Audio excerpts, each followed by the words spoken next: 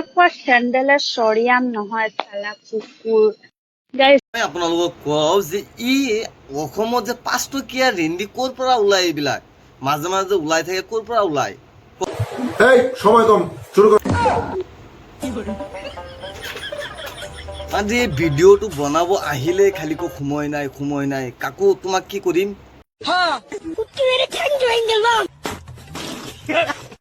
এই লুৰি যদি দেখি এইটো কংগ্ৰেছীটো চালা পালে মই